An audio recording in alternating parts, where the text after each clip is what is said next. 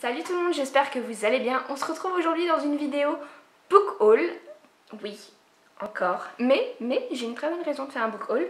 Normalement, je l'aurais mis dans la barre d'infos, dans le titre. Voilà, c'est... Bon, vous risquez d'entendre ce bruit un petit peu dans la vidéo, c'est parce que je vais vous montrer. Voilà pourquoi. Parce que Mademoiselle Freya a eu droit à sa petite collerette. Mais heureusement, elle va enfin la retirer demain. Parce que bon, déjà qu'elle est pas très supportable en temps normal, mais alors avec une collerette, elle a atteint des niveaux de casse-couillitude. Voilà. Donc j'ai découvert un endroit fabuleux, juste à côté de mon travail. Mais avant ça, je vais vous parler d'achats neufs que j'ai fait. C'est très rare que je fasse des achats neufs en ce moment, mais là on devait aller à Paris avec mon chéri. Et en fait, on devait aller voir ma famille le soir, mais on s'est dit on va aller la journée aussi, pour aller dans un resto qu'on aime bien. Qui est près d'Opéra. Du coup, petit réflexe que j'ai eu, j'ai tapé dans Google livre d'occasion à Opéra et j'ai trouvé un résultat en plus, genre juste à côté du resto. Ça s'appelle Book Off si ça vous intéresse. Et au final, je me suis rendue sur place et il y avait des livres d'occasion, oui, mais il y avait surtout des mangas d'occasion, même des mangas en japonais. Et du coup, j'ai pas trouvé. Voilà, il y avait 2-3 titres que, oui, pourquoi pas. Mais c'était 3 € je crois le livre d'occasion, enfin en tout cas ça revenait, il y avait une promo, c'était 9 € les 3, donc au final oui ça revient à 3 € le livre d'occasion. Pour des livres qui me motivaient pas trop, j'avais pas envie. Mais du coup après on a été à la Fnac et là j'ai craqué pour 2 livres. Donc tout d'abord Le Doute de S.K. Tremaine aux éditions Pocket et Aquarium de David Vann aux éditions Gallmeister.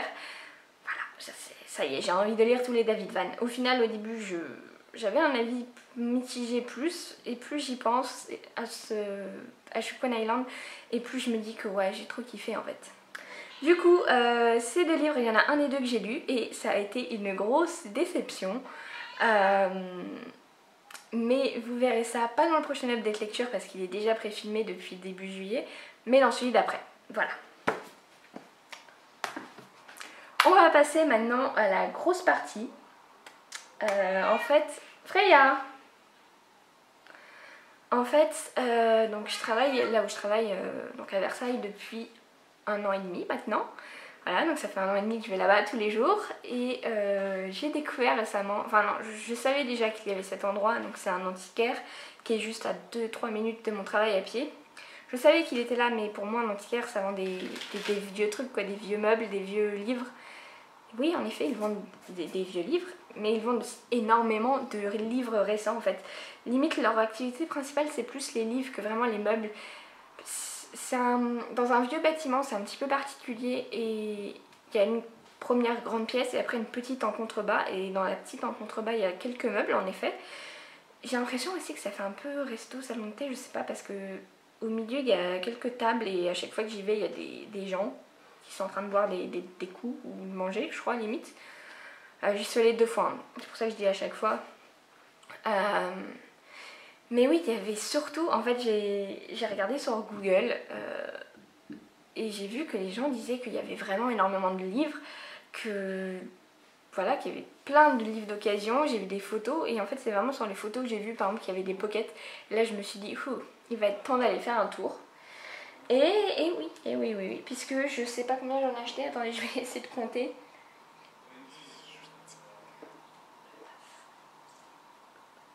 J'en ai acheté 15, sachant que tous les livres de poche sont à 2 €. Enfin, je crois à peu près, moi en tout cas, ils ont tous été à 2 €. Du coup, bah, ça fait plaisir quoi, mais bon, ça fait pas plaisir pour la palle par contre. Mais bon, du coup, forcément, quand les livres sont à 2 €, on n'achète pas forcément des choses qu'on aurait achetées à 5 € par exemple. Mais il y avait quand même des choses qui étaient dans ma wishlist, donc ça, j'étais très contente. Donc, je vais les prendre comme ça vient, c'est pas forcément dans un ordre particulier. Je me suis pris tout d'abord Yeri Delger de Yann Mannock aux éditions du livre de poche. Donc celui-là, c'est celui qui est le plus abîmé, voilà. Ils sont quasiment tous en état parfait. Lui, il a le dos un petit peu pété. Mais bon, pour 2 €, hein, voilà.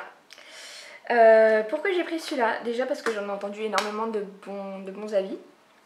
Et surtout, j'ai un petit j'ai une petite idée, enfin j'ai un petit challenge que j'ai envie de me challenger, je sais pas. Un challenge que j'ai envie de faire, que j'ai repéré mais que je veux mettre à ma sauce. Mais ça je vous en parlerai dans une vidéo au mois d'août, puisque bon, je passe d'un truc à l'autre, c'est pas grave.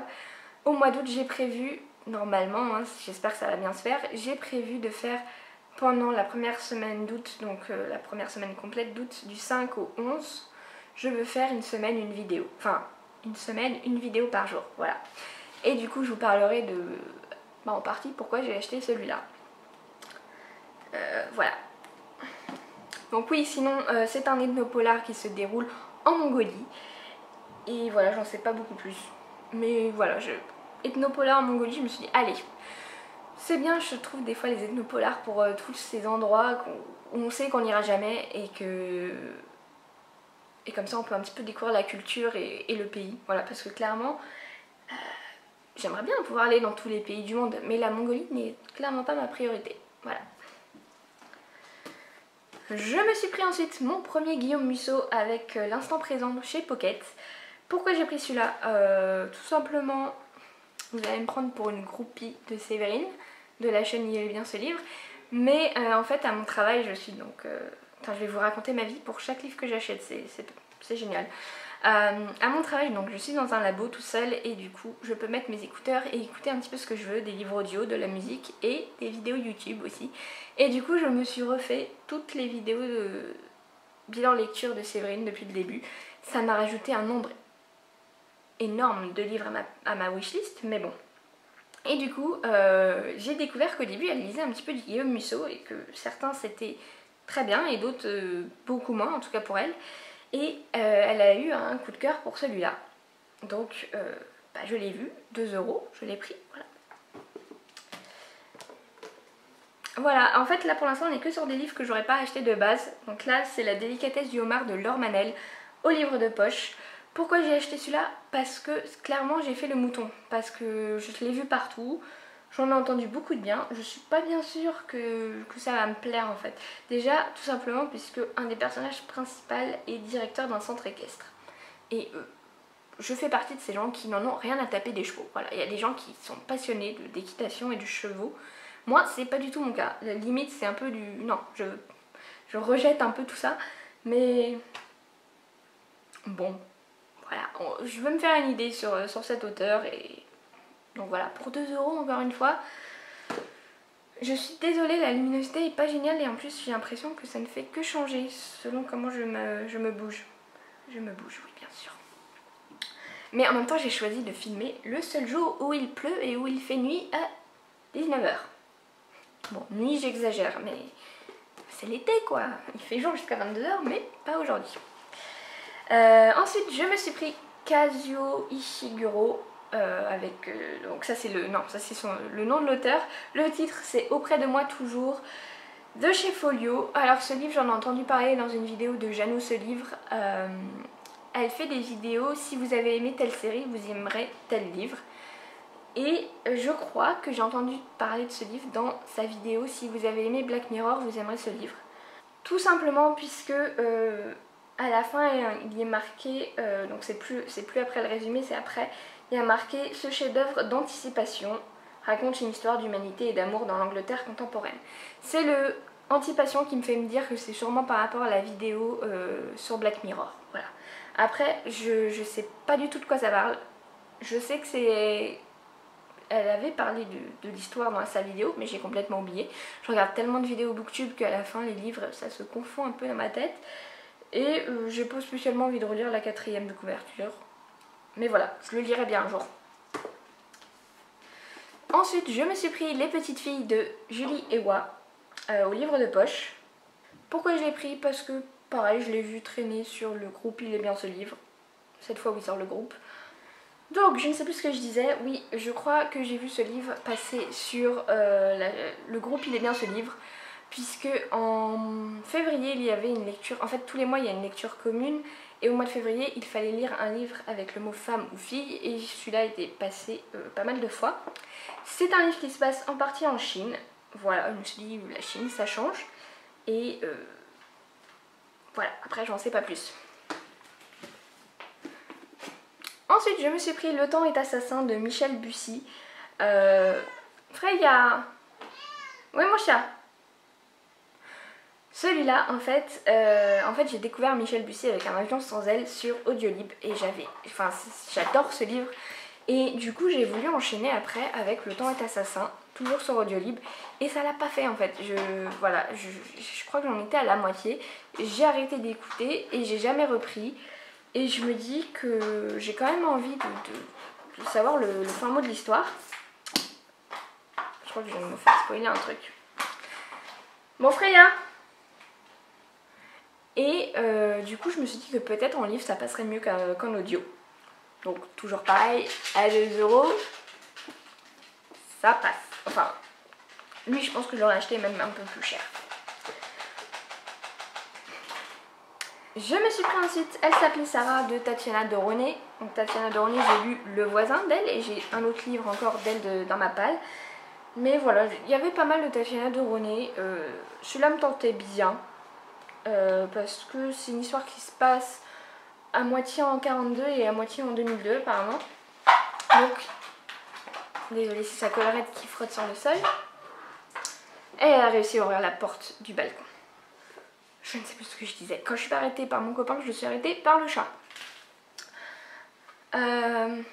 Bref, une histoire qui se passe pendant la Seconde Guerre mondiale en partie. J'ai pas réellement lu le livre de la Seconde Guerre mondiale récemment, enfin depuis que je me suis vraiment remise à lire.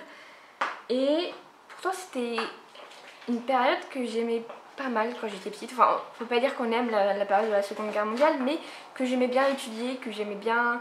Voilà, je sais pas. Ensuite, un livre qui était réellement sur ma wishlist, Famille parfaite de Lisa Gardner.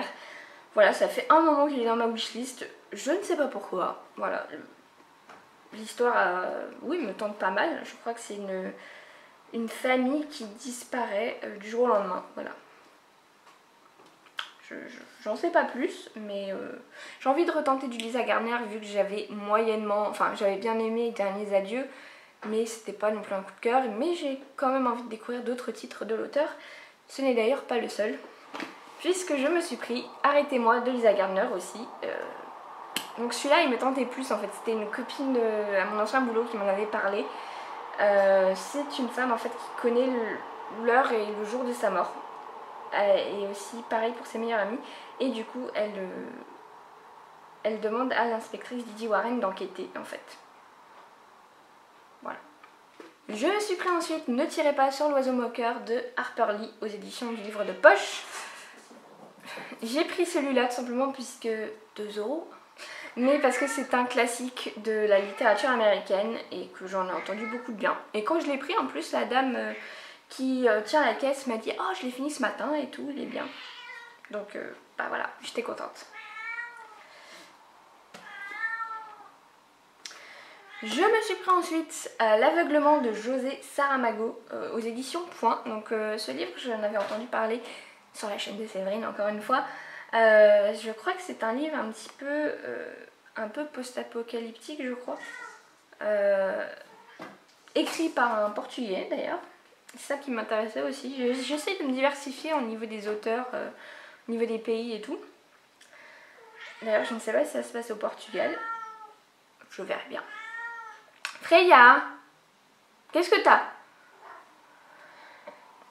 Et en fait, c'est un homme qui va devenir aveugle et qui, après, en allant voir son ophtalmo, va le rendre aveugle, qui lui va rendre aveugle sa femme, et au final, tout le monde va devenir aveugle, sauf la femme du premier cas, qui, elle, semble un petit peu immunisée. Et tous ces gens aveugles vont être regroupés, je crois, dans des genres de camps. Je crois, je ne sais plus exactement. Ça avait l'air pas mal. Après, le seul problème apparemment de ce livre, c'est que les dialogues sont inclus dans la narration et du coup c'est un petit peu dur à prendre en main. Alors oui, ça se voit, il n'y a pas une seule ligne de dialogue. Mais dans le sens où même pas, on va même pas à la ligne pour mettre que c'est un personnage qui parle, c'est vraiment totalement inclus dans la narration. On verra. Je me suis pris ensuite Robert Poby, L'Invisible. Ça vient aussi de la chaîne de Séverine. Moi, en fait, elle avait parlé de 2 livres de Robert Poby. L'autre m'intéressait un petit peu plus, Mais quand je l'ai vu, je me suis dit 2 €. Voilà, du coup je l'ai pris. Voilà.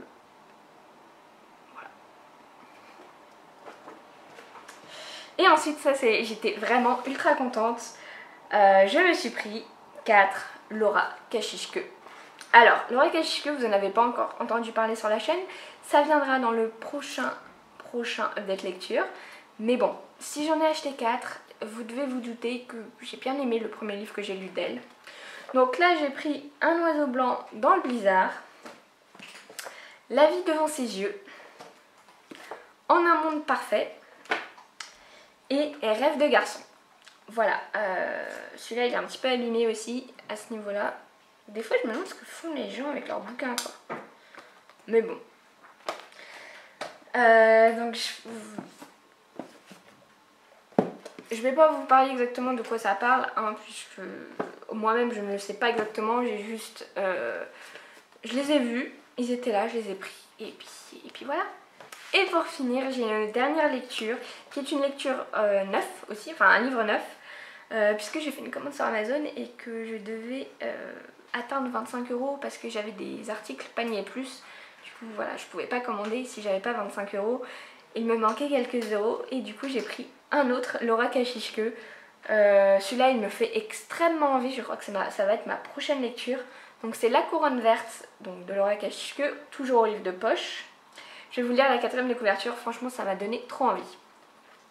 Véritable rituel, les vacances de printemps aux États-Unis marquent le passage à l'âge adulte pour les élèves de terminale qui partent une semaine entre eux dans un cadre exotique. Face à l'insistance de leur ami Terry, Anne et Michel renoncent à une croisière dans les Caraïbes et optent pour les plages mexicaines. En dépit des mises en garde maternelles, Anne et Michel acceptent d'aller visiter les ruines de Chichen Itza en compagnie d'un inconnu pour leur plus grand malheur. Un roman aussi troublant que profond. Je sais pas, ça m'a fait trop envie. Voilà, en plus la couverture et tout dans la jungle. Voilà, c'est ma prochaine lecture, j'en suis sûre. Donc voilà tout le monde, j'espère que la vidéo vous a plu.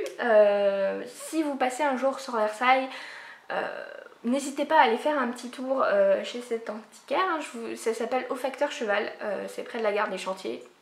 Bref. En attendant, je vais vous laisser. On se retrouve du coup samedi prochain pour l'update lecture que j'ai tourné en début de mois. Ensuite, normalement, il devrait y avoir des sorties livresques.